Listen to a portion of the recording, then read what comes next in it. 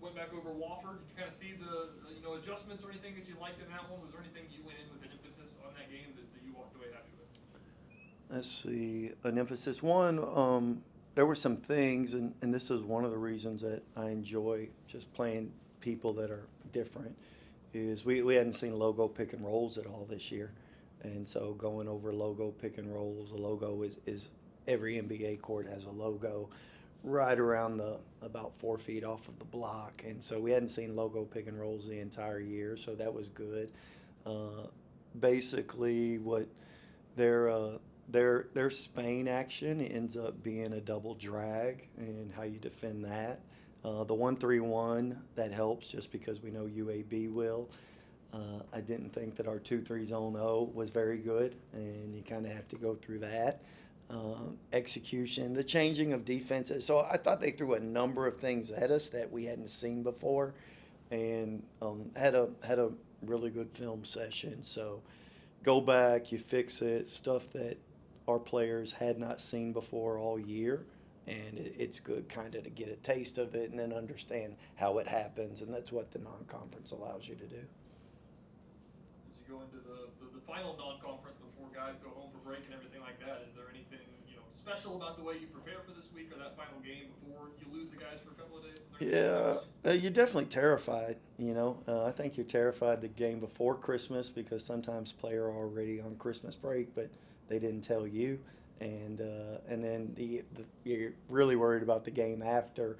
Just are they in? Haven't had that at all. I had multiple players call me yesterday. We were off.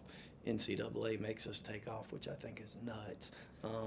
But we had to take off yesterday. But multiple players called me and just said, "Hey, trust me, we'll be ready for Sunday." And I hadn't even mentioned anything to them. But it's a difference between everybody has Christmas, but there are some coaches who don't have a Merry Christmas. Winning on Sunday is a difference between having Christmas and having a Merry Christmas. So it's a team that they're going to shoot 33 threes, which is eighth in the country.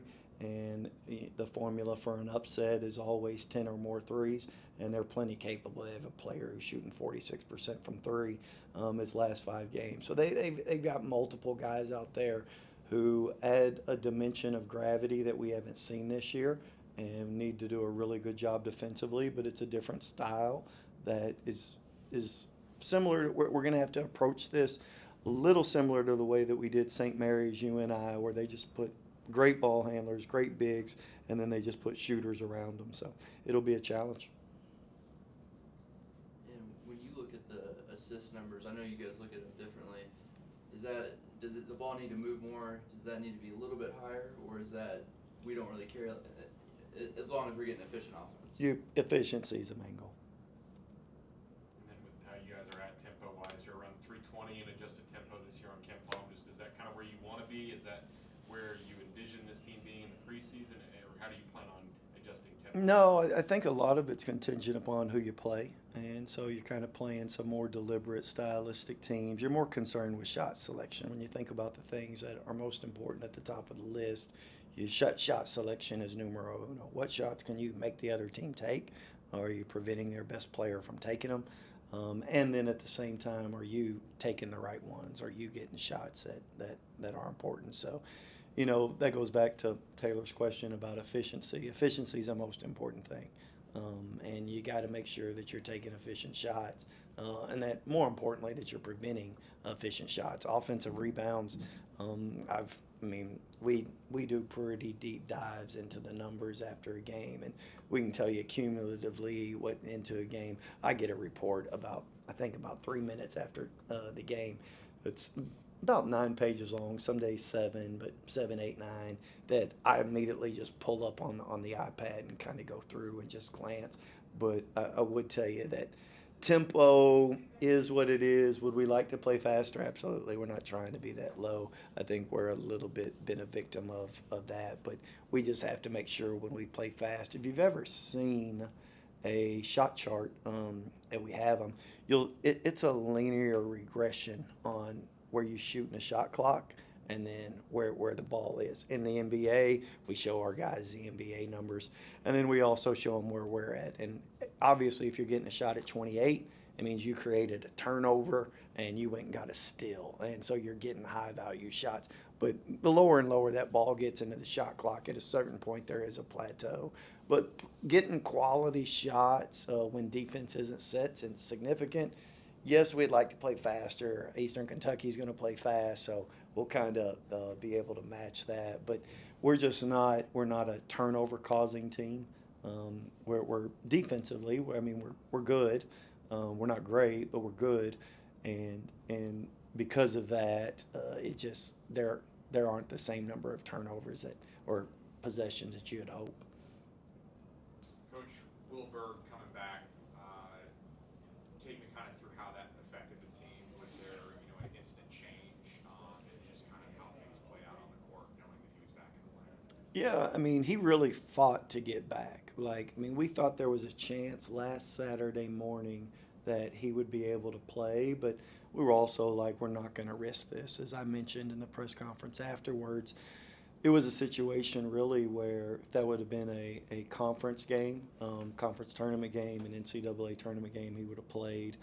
But we weren't going to push it. So we thought he would be available for Wednesday, but again, we weren't going to push that either. He was a difference maker, 9 of 10 from the free throw line, 3 of 4 from the field, thought the ball. There were some touches that we neglected that we've got to get. I just don't think our guards are patient enough sometimes, and we have to understand how we're willing to lose the battle in order to win the war sometimes when they're down there on that front. But I do think from an offensive rebounds perspective, he was able to keep basketball alive. They were plugging on TJ so heavy and JV as well that it was making it difficult to get the ball inside, but that's par for the course. We've kind of seen that multiple times this year.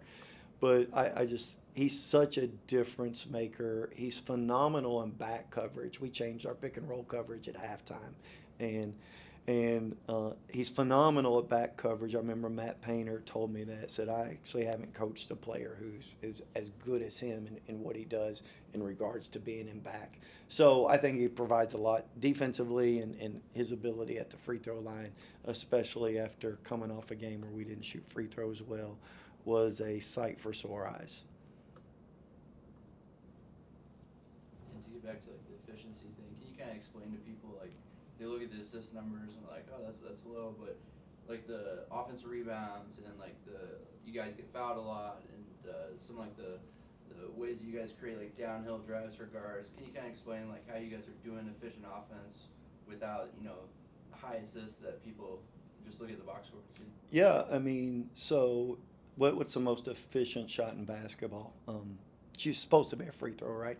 You shoot 70%, that's a 1.4 shot. And anything over a 1 is really good. So the second most efficient shot in the game of basketball is an assisted shot at the rim, right? A layup or a dunk, but is it assisted? And that's the second most efficient. The third most efficient shot is offensive rebound. So if you think about that, we shot 36 free throws the other night. We shot 28 the game before. So that's a high level of efficiency. If you're getting to the free throw line, now you need to convert them. 46% from the free throw line on Saturday isn't going to help your efficiency number, simply because if you just think about it, it's a .92 shot, and you need to be able to, can you make 7 out of 10 and get a 1.4 shot? And then if you think about it, anything within the restricted arc, we're not great at finishing, but the shots around there, 81% of all foul calls are within 4 feet of the rim. So those shots present value. If you think about free throws, not only is it going to allow you to get to the bonus quicker by being there, but it allows you to have a set defense. So if you can have a set defense, free throws help you offensively as well as defensively. So from an efficiency standpoint, that's what you're trying to do. And then when you're 16th in the country at old boards, that's a high level of efficiency. Those aren't efficient shots. If you go look at the teams that made the NCAA, the teams in the top 50 last year, 24 of the top 50 teams in offensive rebound makes the NCAA tournament. It's the one common component that translates in college basketball. It also, from an individual perspective, translates in order to get yourself an opportunity to be a professional. So all of that to say, the three things that I just mentioned that allow for efficiency. The fourth thing that we talk about is a mastery shot. I'm not going to get into that, but I will tell you, we do the two of those three really, really well. And so you're not going to get assisted buckets when you're getting no boards. I wish we made more shots. We gauge potential assist more than necessarily, but efficiency is the number one goal. Mr. Gandu, do you have a question? Oh man, let's hear this one, bud. My name is Beckham Gandu, and my first question is, besides the win on Sunday, what's at the top of your Christmas wish list? Oh, besides the win on Sunday, man, that's a can you wish for things after Christmas? Yeah? All right. I want to win all of the conference games, like all of them. So so my old boss, he coached at Baylor.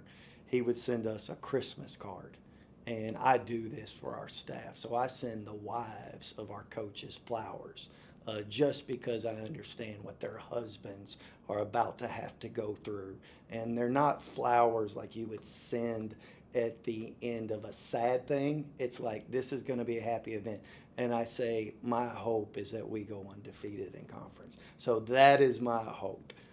We haven't got off to a good start, and we need to get off to a great start. And the Sunday game has a lot to do with the momentum and carryover. We haven't been good at these games before conference, but that is a phenomenal question. What do you want for Christmas? A new basketball? Man, Bobby, I think we may be able to help that one. You have one more? What is it? I know your favorite movie is Hoosiers. Uh-huh. But what's your favorite holiday movie? Somebody asked me this the other day. I am the worst movie music person in the world. Like, I'm awful. Let me see. Best holiday movie. I would have to go with Home Alone. You know what? Let me scratch that. You know what? I giggle all the time at Elf. I'm going with Buddy the Elf. That one's funny to me. I haven't seen it in about 10 years, but I do remember how amusing that was. But I'm gonna go with Buddy the Elf. Thanks, Bud, for your questions, man.